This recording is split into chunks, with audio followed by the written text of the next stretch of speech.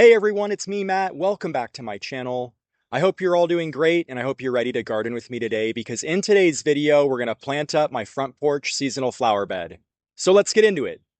So turning you around, I wanted to start off by showing you our work area for today. As many of you know from my prior videos, I refer to this flower bed as my front porch seasonal flower bed, and I change it out a few times a year with the different seasons.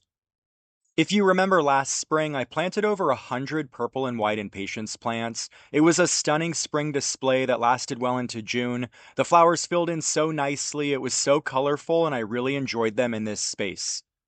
And then for summer, I planted it up with some white Gara plants and some dark blue and light blue Scaevola fanflowers. It was also a really beautiful display.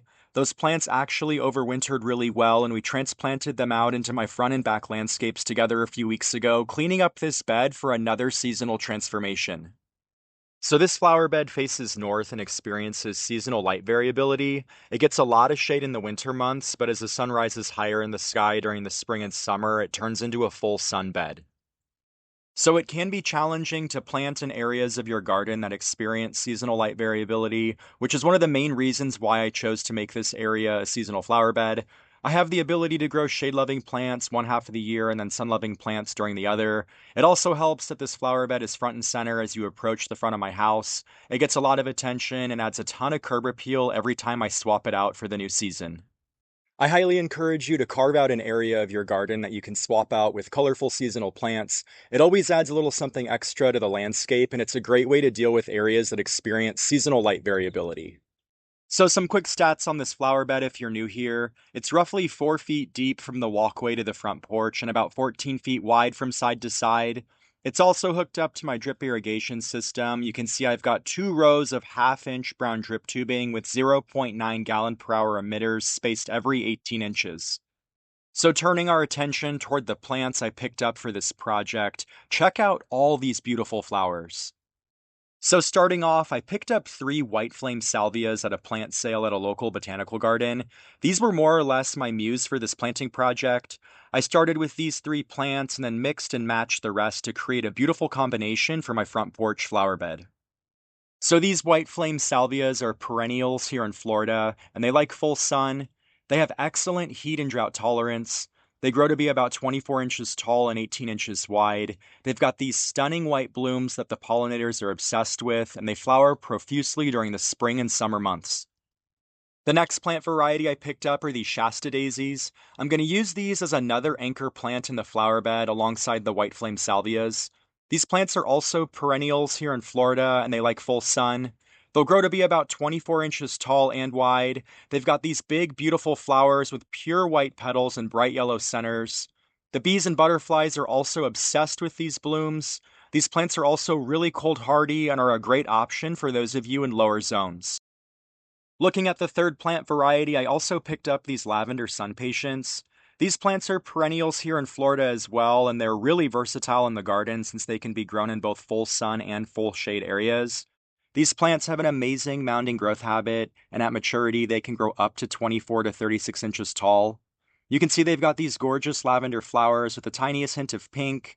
These plants also have a long bloom period, pretty much flowering year round, and they can make a great spring or summer annual for those of you in lower zones. Moving on to the fourth plant variety, I picked up 3 proven winners Superbena pink cashmere plants. There isn't enough good things I can say about the Superbena series of plants. They're absolutely incredible. These plants are so vigorous and bloom so profusely. They're about $7 to $8 each, making them a little more expensive than other options, but they're worth every penny. In just a second, I'll show you a white Superbena I've got growing in my front landscape. It's absolutely massive. So some quick stats on these plants. These Superbenas are also perennials here in Zone 10, Florida, and they can take full to part sun. They'll grow about 6 to 12 inches tall, but they can spread to over 3 feet wide, making them an excellent ground cover plant. I also thought their pink and white blooms paired nicely with the pink tones in the sun patients and the white tones in my salvias and Shasta daisies. These plants also make great annuals for all of you who live in lower zones. So really quick, here's that white Superbena snowdrift plant I was talking about. This is only one plant. I planted it back in December and it's gotten so big. I measured it yesterday and it's almost 4 feet across at its widest point. It's been really low maintenance and it's always covered in flowers. Again, there's not enough good things I can say about Superbinas. I could seriously go on and on about how amazing they are. Also, I love the proven winners Supertunias too. This is a Supertunia Bordeaux that I also planted back in December. It's also gotten huge, and now that it's really starting to warm up, it'll start blooming like crazy too.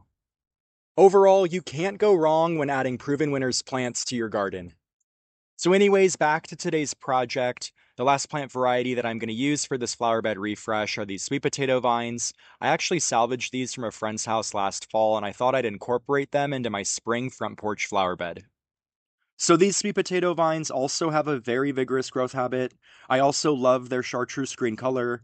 I thought they'd really complement all the other flowering plants I picked out for my flower bed.